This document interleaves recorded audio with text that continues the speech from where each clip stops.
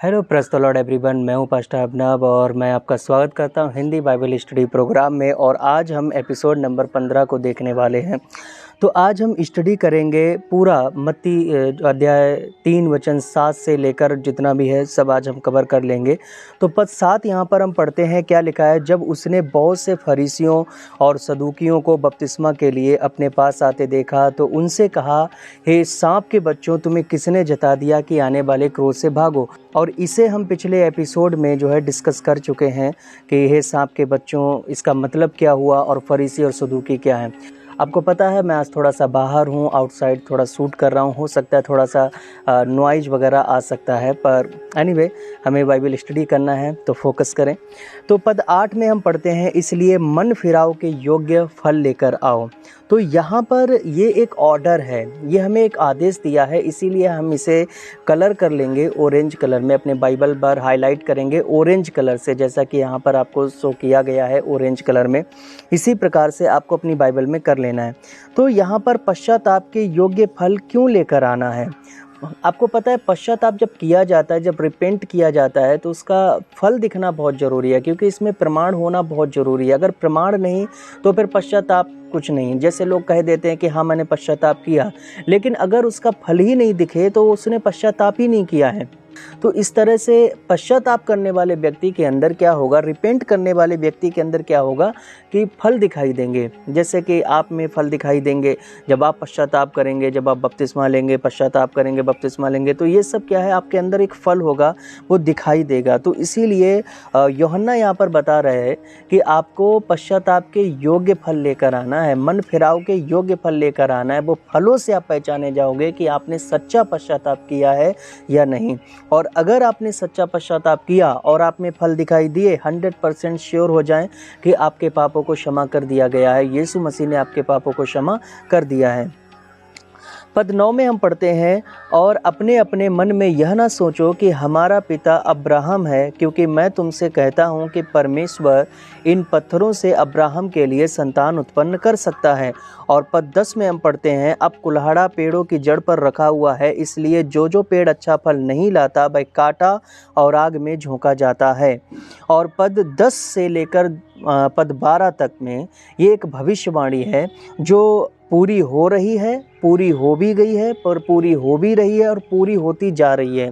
ठीक है, ये चलती रहेगी क्रम जब तक यीशु का दूसरा आगमन नहीं हो जाता, ये चलता रहेगा। तो इसे हम लाइट ग्रीन कलर ही करेंगे, जैसा कि मैंने यहाँ पर लाइट ग्रीन कलर कर दिया है। पद 11 जो हम पढ़ते हैं, ये एक प्रॉमिस है। क्या प्रॉमिस है, मैं तो पानी से तुम्हें मन फिराव का बपतिस्मा देता हूँ, परंतु जो मेरे बाद आने वाला है वह मुझसे शक्तिशाली है, मैं उसकी जूती उठाने के योग्य नहीं, वह तुम्हें पवित्र आत्मा और आग से बपतिस्मा देगा।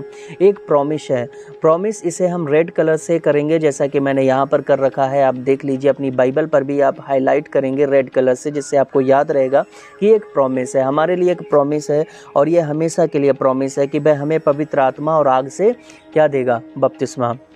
हमें हमेशा याद रखना होगा कि पानी द्वारा जो बपतिस्मा लेते हैं, पानी का बपतिस्मा हमें पापों का क्षमा नहीं देता है। वो पानी जो है हमारे पापों को क्षमा नहीं करता। जैसा लोग कहते हैं कि वो नदी नहा लो जाकर, अपने सारे पापों को धुल लिया जाकर, कहीं भी नदी में नहा लो जाकर। तो मसीही विश्वास में ये नहीं होता है कि किसी भी नदी में जाओ बपतिस्मा ले लो, जैसे लोग स्नान करने जाते हैं और अपने पापों से क्षमा पा लेते हैं। लेकिन मसीही विश्वास में ऐसा होता है कि मन जब हम फिराते हैं, जब हम पश्चाताप करते हैं, जब उसके अनुसार फल लेकर आते हैं, तब वो हमारे पापों को क्षमा करता है। पश्चाताप से और मन फिराव करने के बाद मसीह पापों को क्षमा कर देते हैं, 100% वो हमें क्षमा कर देगा जब हम पश्चाताप कर लेंगे, रियल वाला। ठीक है, अच्छा, मसीह ने क्यों बपतिस्मा लिया? चूँकि वो तो निष्पाप था।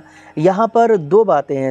पहला कारण यह था धार्मिकता को पूरा करने के लिए, जिसे हम पद 15 में पढ़ने वाले हैं, और दूसरा कारण था ताकि वह इजराइल पर प्रकट हो जाए पूरी तरह से। यूहन्ना अध्याय 1 वचन 31 में हम इसे पढ़ते हैं, हम डिस्कस करते हैं। पहला पत्रस अध्याय 3 वचन 21 में देखो क्या लिखा है पानी के बपतिस्मा के बारे में।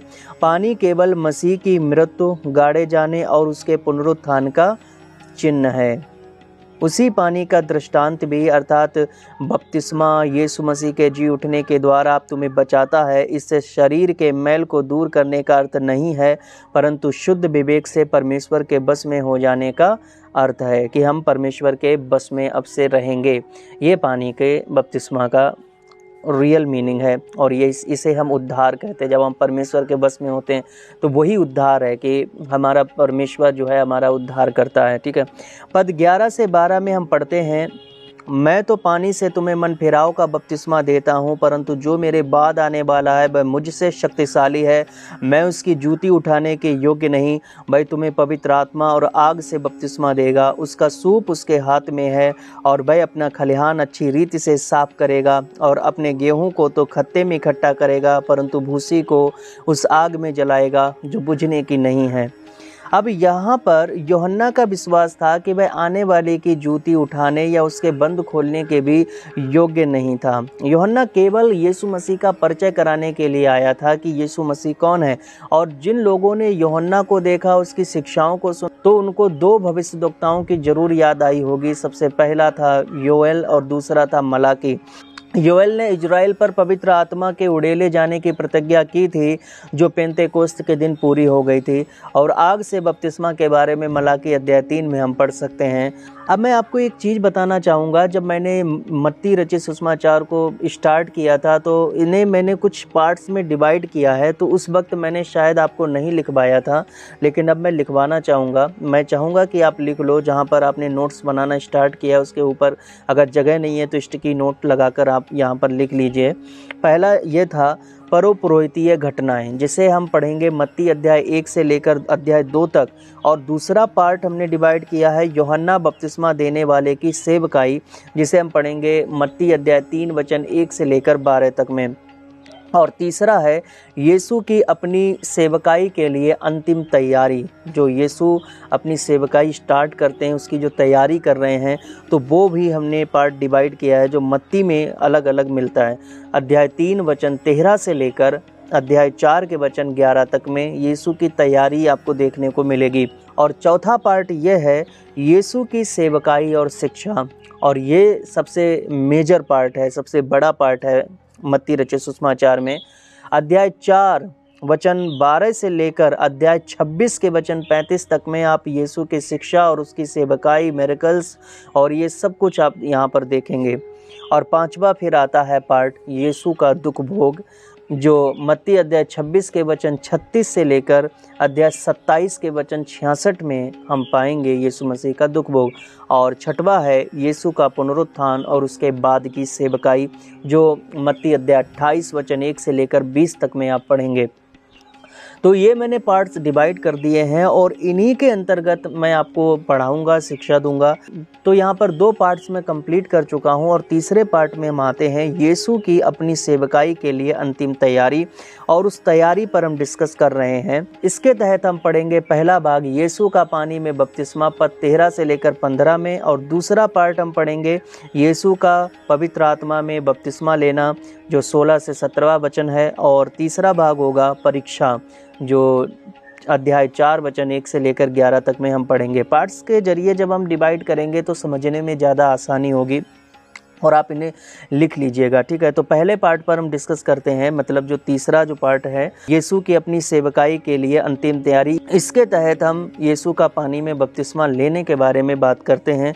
मत्ती अध्याय 3 वचन 13 से 15 में हम पढ़ते हैं, लिखा है, उस समय यीशु गलील से यरदन के किनारे यूहन्ना के पास उससे बपतिस्मा लेने आया, परंतु यूहन्ना यह कहकर उसे रोकने लगा, मुझे तो तेरे हाथ से बपतिस्मा लेने की आवश्यकता है और तू मेरे पास आया है। यीशु ने उसको उत्तर दिया, अब तो ऐसा ही होने दे, क्योंकि हमें इसी रीति से सब धार्मिकता को पूरा करना उचित है। तब उसने उसकी बात मान ली। तो यहाँ पर हम क्या देखते हैं, नासरत में बरसों तक चुप रहने के बाद यीशु अचानक से समाज के बीच में प्रकट होते हैं, उनके बीच में आते हैं। और यूहन्ना जानता था कि यीशु को मन फिराव का बपतिस्मा लेने की आवश्यकता नहीं थी, क्योंकि यूहन्ना का बपतिस्मा तो केवल मन फिराव का था। और मन फिराव किससे? पापों से मन फिराव। यीशु मसीह तो निष्पाप था, जैसा बाइबल हमें बताती है, उसने कोई पाप नहीं किया, फिर वो क्यों मन फिराव का बपतिस्मा लेना चाहता था? वो किस बात से मन फिराव करना चाहता था? तो यहाँ पर एक व्याख्या ये हो सकती है कि हो सकता है यीशु मसीह सभी राष्ट्रों के लिए मन फिराव का बपतिस्मा लेना चाहता है, उनके लिए मन फिराना चाहता है, सभी राष्ट्रों के लिए एक एज ए हेल्पर, जैसा कि सभी के लिए वो उद्धारकर्ता बना, इसी प्रकार वो सबके पापों के लिए वो मन फिराव करना चाहता है और बपतिस्मा लेना चाहता है। लेकिन सबसे ठोस कारण मैं आपको बताता हूँ, वो ये था कि परमेश्वर की इच्छा थी कि यीशु यूहन्ना द्वारा बपतिस्मा ले ले ताकि वह पापियों के साथ में गिना जाए। कारण क्या था कि अगर यीशु सेवकाई करना चाहते हैं पापियों के बीच में, पापियों के साथ में उनको बदलना चाहते हैं, उनके साथ रहना चाहते हैं, तो उनको ये बपतिस्मा लेना पड़ेगा ताकि उनकी गिनती पापियों में हो सके, ताकि वो और पापियों को फेर लाए और वो भी मन फिरा सकें। दूसरा नंबर, पवित्र आत्मा का बपतिस्मा। पद 16 से 17 में हम पढ़ते हैं, लिखा है मत्ती अध्याय 3 वचन 16 से 17 में, और यीशु बपतिस्मा लेकर तुरंत पानी में से ऊपर आया और देखो उसके लिए आकाश खुल गया और उसने परमेश्वर के आत्मा को कबूतर के समान उतरते और अपने ऊपर आते देखा। और देखो ये आकाशवाणी हुई, यह मेरा प्रिय पुत्र है जिससे मैं अत्यंत प्रसन्न हूँ। ये मेरा प्रिय पुत्र है जिससे मैं अत्यंत प्रसन्न हूँ। तो यहाँ पर क्या हुआ, जब यीशु मसीह ने बपतिस्मा लिया तो आकाश खुल गया, और आकाश खुलने का मतलब यहाँ पर क्या हुआ कि यीशु स्वर्ग से अधिकृत है, वो ऑथोराइज्ड है, वह हेवन से आया है और वह पूरा रियल है, ठीक है, उसके पास अथॉरिटी है, ये इस बात का संकेत करता है। और दूसरा, जब यीशु पानी से बाहर ऊपर आता है तो परमेश्वर का आत्मा कबूतर के रूप में उतरता है उस पर। इसका मतलब क्या हुआ, जब एक ऊपर आया तो दूसरा नीचे उतरा। ये कितना वंडरफुल यहाँ पर तालमेल होता है। ये बिल्कुल वो क्षण था जब परमेश्वर के तीनों व्यक्ति एक ही जगह पर मौजूद थे, पिता, पुत्र, पवित्र आत्मा। पिता अपने पुत्र के विषय में कहा, पुत्र जिसका बपतिस्मा हुआ, और पवित्र आत्मा जो पुत्र पर कबूतर के रूप में उतरा। Wow, this is wonderful. पवित्र आत्मा के उतरने से क्या हुआ, पुत्र को, वो मसीहा को लोगों के बीच में सेवकाई करने की सामर्थ्य प्राप्त हो गई थी। हालेलुया। अब यहाँ पर जो पद 17 है, इसको आप स्काई ब्लू कलर कर लीजिएगा, क्योंकि this is word of God, ये परमेश्वर का वचन है। इसको आप स्काई ब्लू कलर कर लेंगे, जैसा मैंने आपको हाईलाइट करना सिखाया है। तो आज ये चैप्टर फिनिश हो जाता है और चैप्टर 4 स्टार्ट होगा। तो वहाँ पर हम डिस्कस करेंगे पद 1 से लेकर 11 तक में परीक्षा के बारे में, यीशु मसीह की परीक्षा पर हम डिस्कस करेंगे। बहुत अमेजिंग पॉइंट यहाँ पर मैं आपको बताऊँगा अगले एपिसोड नंबर 16 में। तो अगर आपको आज का एपिसोड अच्छा लगा हो तो इसे लाइक करें और इसे शेयर करें अपने मित्रों के साथ में, उनको बताएं कि बाइबल स्टडी प्रोग्राम बिल्कुल मुफ्त में आपके लिए है। चैनल को सब्सक्राइब जरूर कर लीजिएगा और शेयर जरूर कीजिएगा, ताकि यही मेरी गुरु दक्षिणा है। अगर आप इसे शेयर करते हैं और लोग आते हैं आपके द्वारा, तो ये जो है मेरे लिए गुरु दक्षिणा होगी। मैं आपके लिए मुफ्त में ये सारा काम कर रहा हूँ। मैं चाहूँगा कि आप स्टडी करें और बाइबल के ज्ञाता बने। प्रभु की आशीष आप पर हो। God bless all of you.